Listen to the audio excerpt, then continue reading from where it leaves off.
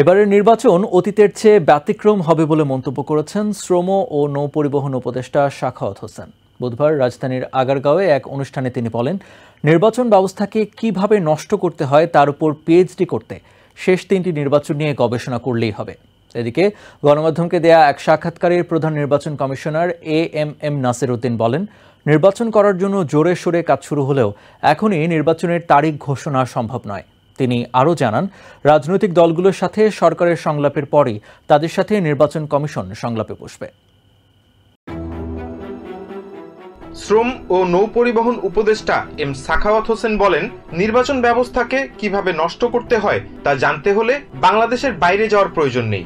বাংলাদেশে অনুষ্ঠিত শেষ 3টি নির্বাচনের দিকে তাকালেই তা সবার বোধগম্য হবে বলে মন্তব্য করেন তিনি।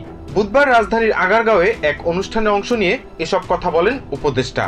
আগামী নির্বাচনে যে দলগুলো অংশ নেবে তাদের আওয়ামী লীগ সরকারের অধীনে অনুষ্ঠিত নির্বাচনগুলো থেকে শিক্ষা নেওয়া উচিত বলে মন্তব্য করেন সাখাওয়াত হোসেন। জনসাধারণের ভোট যাতে পরবর্তীতে আর হাইজ্যাক না হয় সেজন্য সবাইকে সচেতন থাকার আহ্বান জানিয়েছেন তিনি।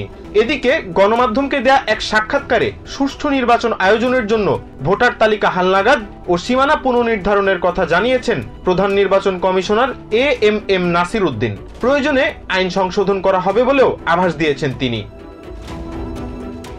নির্বাচনের দিনক্ষণ এখনই জানানো সম্ভব নয় বলে জানিয়েছেন প্রধান নির্বাচন কমিশনার। তবে এক্ষেত্রে প্রয়োজন হলে নির্বাচন কমিশন রাজনৈতিক দলগুলোর সাথে সংলাপে বসবে বলে জানান তিনি।